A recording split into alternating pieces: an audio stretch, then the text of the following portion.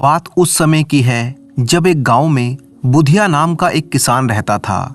बुधिया गांव में खेती किसानी करके अपना गुजारा चलाता था। उसके परिवार में उसकी पत्नी और 2 बेटे थे। उसके बेटे अभी बहुत ही छोटे थे। घर में कमाने वाला सिर्फ बुधिया ही था, जो खेतों में काम करके अपने परिवार का भरण पोषण करता था। वैसे तो बुधिया का जीवन गरीबी में ही कट रहा था, लेकिन फिर भी भगवान की दया से उसके घर में 2 वक्त की रोटी आ ही जाती थी। परंतु एक समय ऐसा भी आ गया जब गांव में लगातार 2-3 साल तक बारिश नहीं हुई, जिसकी वजह से सूखे और अकाल जैसे हालात होने लगे। किसानों के खेत धीरे धीरे बंजर हो गए और लहलहाती फसलें अब दूर की बात हो चुकी थी, जिसकी वजह से गांव में चोरी चकारी की घटनाएं भी बढ़ गई थी और गांव के कई आदमी काम की तलाश में दूसरे नगरों में जा चुके थे। बुधिया किसान के घर भी इन हालातों से अछूते नहीं थे। एक दिन किसान की पत्नी सुनंदा उससे कहने लगी, देखिए जी, हमारे गांव के हालात तो अब सुधरते हुए नजर नहीं आ रहे। मेरी मानिए तो आप भी किसी दूसरे नगर में जाकर कुछ मजदूरी कीजिए, ताकि कम से कम हम अपना गुजारा तो कर ही सकें। बुधिया को अपनी पत्नी की सलाह बिल्कुल ठीक लगी। उसने ये फैसला कर लिया कि वो दूसरे नगर में पैसे कमाने के लिए जाएगा। अगले दिन बुधिया ने अपना कुछ जरूरी सामान बांधा और दूसरे नगर में अपनी आजीविका कमाने के लिए निकल पड़ा। 2 दिन के लंबे सफर के बाद बुधिया एक बहुत ही बड़े नगर में पहुंचा। वहां पहुंचकर बुधिया कामकाज की तलाश में घर घर और दरवाजे दरवाजे चक्कर काटने लगा।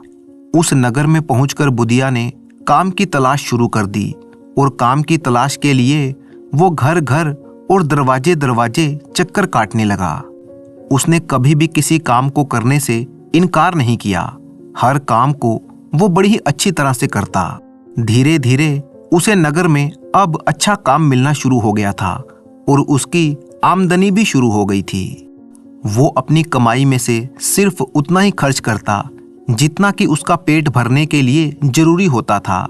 बाकी के पैसे वो एक छोटी सी थैली में ये सोचते हुए रख देता कि मैं थोड़ी मेहनत और करूंगा तो थोड़ा पैसा और बचा लूंगा और फिर अपने बीवी और बच्चों के पास लौट जाऊंगा। इस तरह से बुधिया ने उस नगर में रहते हुए लगातार कई सालों तक कड़ी मेहनत की और 1 लाख रुपया जमा कर लिया। बुधिया जैसे गरीब आदमी के लिए ये एक बहुत ही बड़ी रकम थी, इसलिए उसे हमेशा इस बात की चिंता बनी रहती और वो सोचता कि अगर किसी कारण से मेरी ये रकम गुम हो गई तो क्या होगा। इसलिए इस रकम को अपने साथ लेकर घूमना बेवकूफ़ी होगी, क्योंकि मुझसे ये कहीं गुम हो सकती है।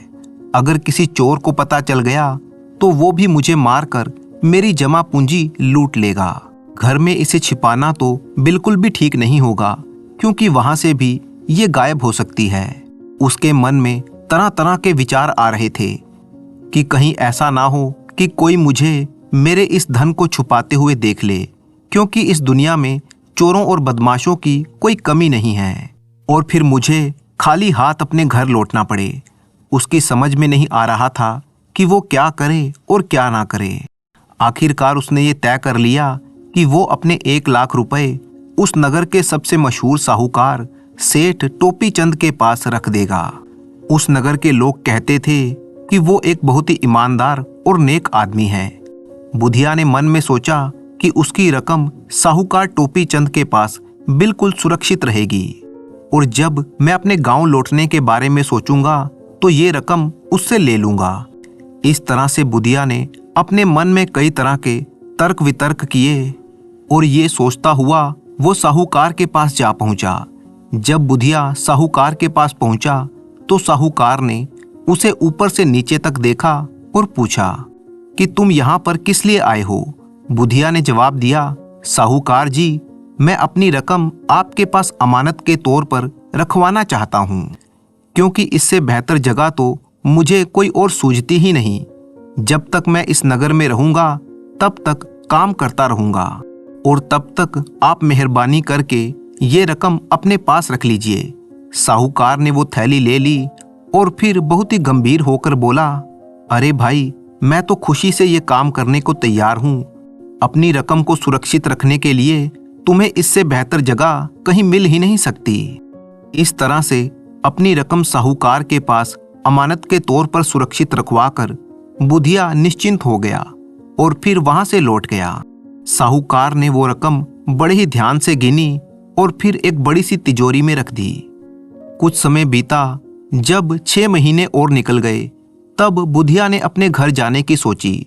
वो साहूकार के पास गया और कहने लगा, साहूकार जी, मुझे मेरी रकम वापस लौटा दीजिए, क्योंकि कल मैं अपने गांव वापस जा रहा हूं। मेरी पत्नी और मेरे बच्चे मेरा इंतजार कर रहे हैं। कई सालों के बाद मैं उनसे मिलूंगा। साहूकार ने उसे गौर से देखा और पूछा, भाई, तुम किस रकम की बात कर रहे हो? बुधिया बोला, सेठ जी, वही 1 लाख रुपए जो मैंने अमानत के तौर पर आपके पास रखे थे। बुधिया की बात सुनकर साहूकार चिल्लाया, भाई, लगता है तुम्हारा दिमाग खराब हो गया है। तुमने कब दी मुझे 1 लाख रुपए की रकम? ये भी खूब रही। 1 लाख रुपए क्या तुम्हारी 7 पीढ़ियों में से भी किसी ने कभी देखे हैं? भला तुम्हारे जैसे फक्कड़ आदमी के पास 1 लाख रुपए आएंगे कहां से? साहूकार की इस तरह की बातें सुनकर बुधिया सन्न रह गया, लेकिन फिर उसने अपने आप को संभालते हुए साहूकार को याद दिलवाने की कोशिश की कि कब वह रकम उसके पास लेकर आया था। वो काफी देर तक साहूकार को समझाता रहा, मगर साहूकार ने उसकी एक ना सुनी और गुस्से में पैर पटकते हुए उसने अपने नौकरों को आवाज दी, अरे कोई है? इस उठाई गिरे को यहां से मार पीट कर भगा दो। मेरे घर से इसे बाहर निकालो। साहूकार के नौकर गरीब बुधिया पर टूट पड़े और बड़ी ही बेरहमी से उसकी पिटाई करके घर से बाहर निकाल दिया। बेचारा बुधिया हाथ मलता हुआ और आंसू बहाता हुआ बाहर सड़क पर चला जा रहा था। वो अपने आप से कहने लगा, मेरी सारी मेहनत गई, मेरी सारी जमा पूंजी लुट गई। अब अपने परिवार के पास मैं क्या मुंह लेकर जाऊंगा? ये सब बातें दोहराता हुआ वो कहने लगा कि लालची साहूकार ने मुझे लूट लिया। इस तरह से वो रास्ते पर चला जा रहा था कि तभी रास्ते में उसके पास से एक औरत गुजरी।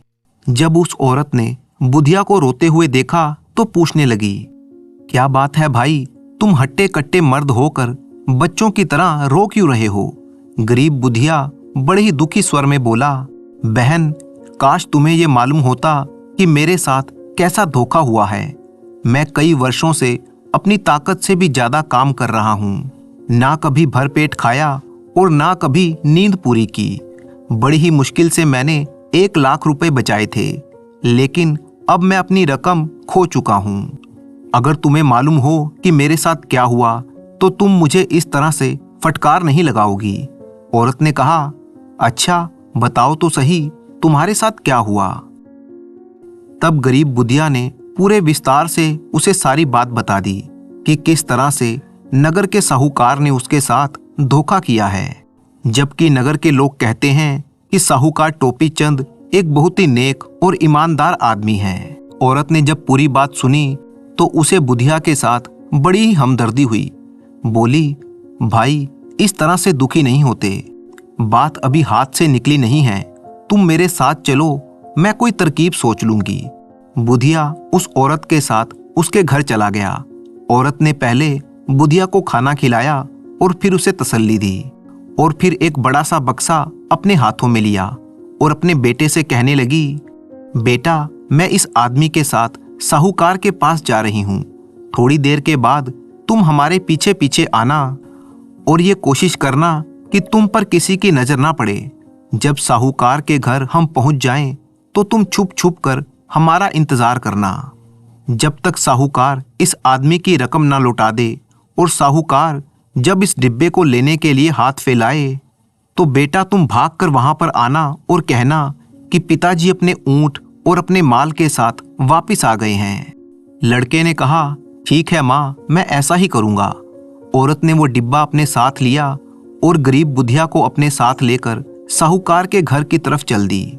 उस औरत का बेटा कुछ ही दूरी पर उनके पीछे पीछे चलने लगा।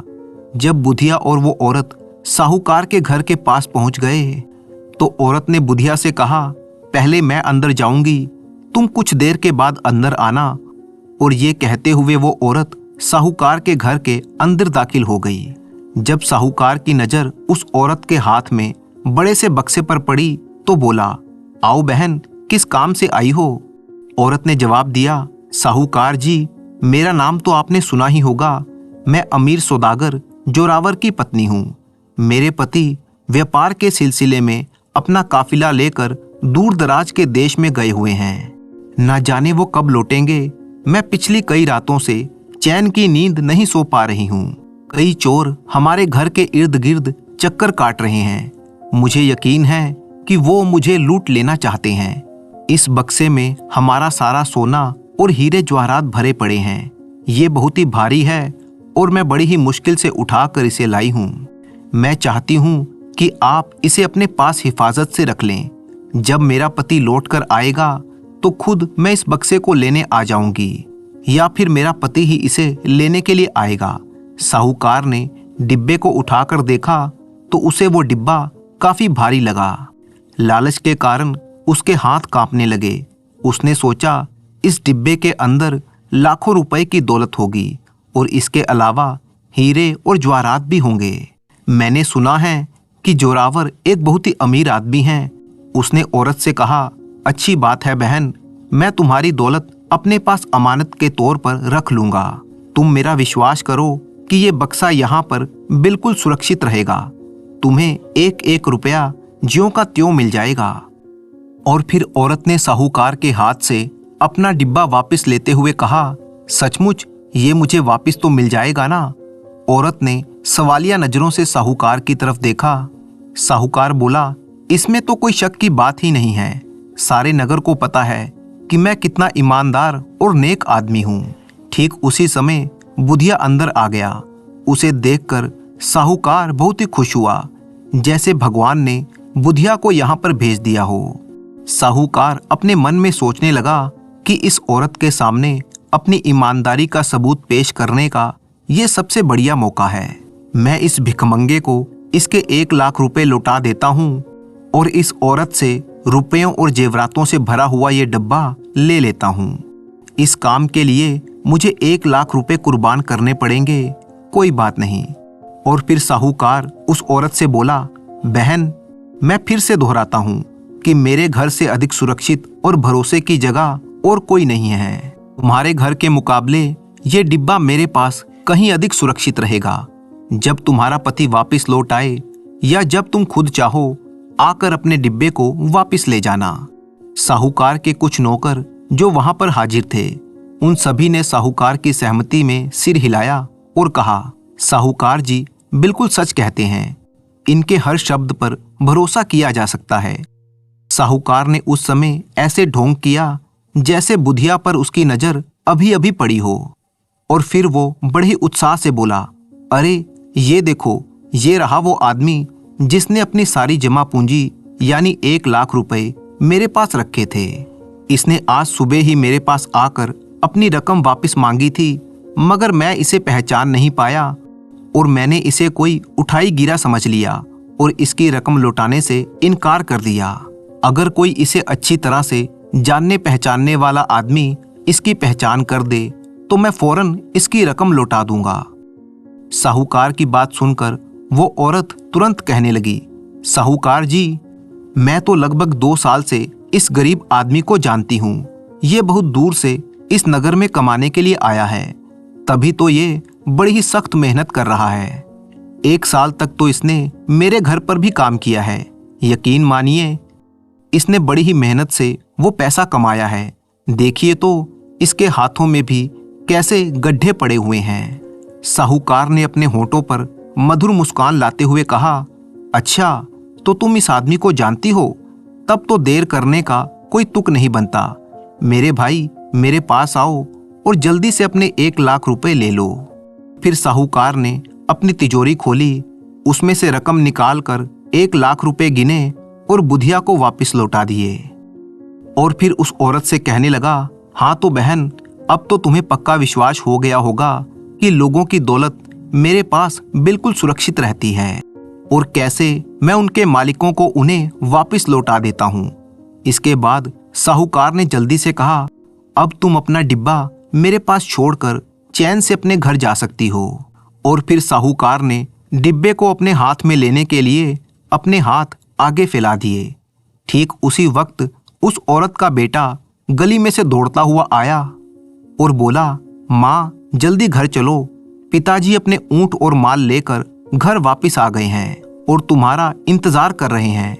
वो औरत हैरान होने का नाटक करते हुए बोली, अच्छा ये बात है, अब तो मेरे पति लौट आए हैं तो मुझे चोरों का बिल्कुल भी डर नहीं है। और वो हंसकर कहने लगी, मेरे पति साहूकार के बिना भी अपनी दौलत की देखभाल कर सकते हैं। इतना कहकर उस औरत ने अपना डिब्बा संभाला और अपने सिर पर रखकर साहूकार के घर से बाहर चली गई। वहां से निकलने के बाद वो औरत बुधिया से कहने लगी, मेरे भाई, इंसान को कभी इतना मायूस नहीं होना चाहिए। याद रखो, दुनिया में ऐसा कोई भी मक्कार या चालाक आदमी नहीं है जिसकी मक्कारी या चालाकी हमेशा कारगर हो सके। अब तुम अपने घर जाकर चैन की बंसी बजाओ, यहाँ पर बहुत भटक लिए। इस अजनबी इलाके से जाओ और अपने खून पसीने की कमाई खर्च करो, खूब मौज करो। बुधिया ने कहा, बहन, आज तुमने मेरी इतनी सहायता की है, इस अनजान शहर में भी तुमने मुझ जैसे गरीब आदमी का साथ दिया। सच में मेरी कोई सगी बहन भी होती तो मेरी इतनी सहायता ना करती। और फिर बुधिया उस औरत से विदा लेकर अपने गांव की तरफ चल दिया।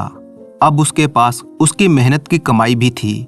दूसरी तरफ वो साहूकार गुस्से से आग बबूला हो रहा था। गुस्से से वो अपने पैर पटकने लगा और निराशा के मारे उसका बुरा हाल था। कहने लगा, हाय रे फूटी किस्मत, मेरा तो बेड़ा गर्क हो गया। वो गुस्से में बार बार बस यही बात दोहराता था कि बेड़ा गर्क हो उस सौदागर का, उसे इसी वक्त आना था। सिर्फ 1 घंटा और देर से आ जाता तो उसका क्या जाता, सारा किस्सा ही खत्म हो जाता। दौलत से भरा हुआ वो डिब्बा मेरा हो चुका होता और मेरी दौलत कई गुना बढ़ गई होती। हाय रे मेरी फूटी किस्मत। इस तरह से वो बार बार अपनी किस्मत को दोष देता रहा। जबकि बुधिया 2-3 दिन के लंबे सफर के बाद सुरक्षित अपने गांव में पहुंच गया। इतने लंबे समय के बाद जब वो अपने परिवार से मिला तो बुधिया बहुत ही खुश था। उसके बच्चे अब बड़े हो चुके थे। बुधिया के पास अब अच्छी खासी जमा पूंजी थी। उसके गांव के हालात भी अब काफी सुधर चुके थे। सूखे के हालात अब खत्म हो चुके थे। बुधिया ने गांव पहुंचकर अपने बेटों के साथ मिलकर एक बार फिर से खेतों में काम करना शुरू कर दिया। उसने बैलों की एक नई जोड़ी खरीदी, अच्छी किस्म के बीज लिए और बड़ी ही मेहनत से खेतों में काम करने लगा। अब उसके घर में किसी चीज की कोई कमी नहीं थी। धीरे धीरे समय बीता। बुधिया के बेटे अब जवान हो चुके थे। उसने पड़ोस के ही गांव की लड़कियों के साथ अपने बेटों के विवाह करवा दिए। अब उसके घर में धन धान्य की कोई कमी नहीं थी। उसके घर में नई बहुएं आई तो बुधिया और उसकी पत्नी को काफी आराम हो गया। इस बीच वो औरत जिसने परदेश में बुधिया की सहायता की थी, जिसका नाम था सरला, और बुधिया उसे अपनी मुंह बोली बहन समझता था, वो अक्सर बुधिया से मिलने के लिए उसके गांव आया करती और बुधिया भी हर रक्षाबंधन पर अपनी मुंह बोली बहन से राखी बंधवाने के लिए पहुंच जाता था। समय बीतने के साथ साथ बुधिया अब पोते पोतियों वाला हो चुका था। उसके दोनों बेटों ने खेती का सारा काम संभाल लिया था, जबकि घर की देखरेख का काम उसकी बहुएं संभालती थी। बुधिया और उसकी पत्नी अब दोनों बड़े ही सुकून की जिंदगी जी रहे थे। समय बीतने के साथ अब बुधिया बूढ़ा हो चुका था और एक दिन अचानक बुढ़ापे के कारण उसकी मौत हो गई। परिवार पर मानो दुखों का पहाड़ टूट पड़ा। उसकी पत्नी सुनंदा का तो रो रो कर बुरा हाल था। आखिरकार बुधिया का क्रियाक्रम किया गया।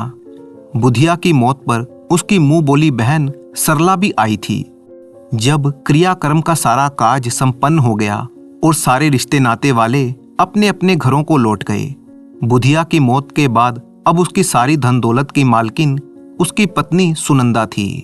दोनों बेटे और बहुएं उसकी बढ़ चढ़ कर सेवा करने लगे, लेकिन इस सेवा के पीछे उनका स्वार्थ था, जिसे उनकी बूढ़ी मां सुनंदा पहचान ना पाई थी। सुनंदा को तो लगता था कि पिता की मौत के बाद मेरे बच्चे अब मुझे ही सब कुछ मानते हैं, इसलिए बढ़ चढ़कर मेरी सेवा कर रहे हैं।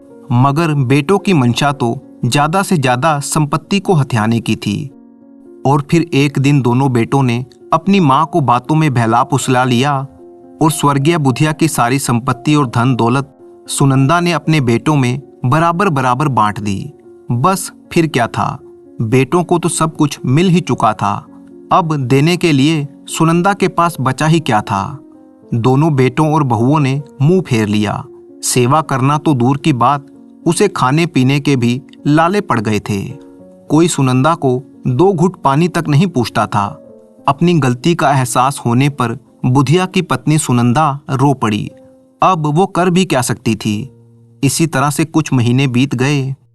एक दिन स्वर्गीय बुधिया की मुंह बोली बहन सरला अपनी भाभी सुनंदा से मिलने के लिए आई और उसकी हालत देखकर वो भी आंसुओं को रोक ना पाई और सोचने लगी, कहाँ तो मेरे भाई के रहते मेरी भाभी राज किया करती थी, मगर अब इसकी हालत भिखारियों जैसी हो गई है। सरला, जो कि बहुत ही होशियार और चालाक थी, उसने सुनंदा को हर संभव सहायता करने का वादा किया और फिर वहां से चली गई। कुछ दिन बीतने के बाद एक बार फिर से सरला अपनी भाभी से मिलने के लिए आई। इस बार जब वो घर में आई तो उसके हाथों में एक बक्सा था।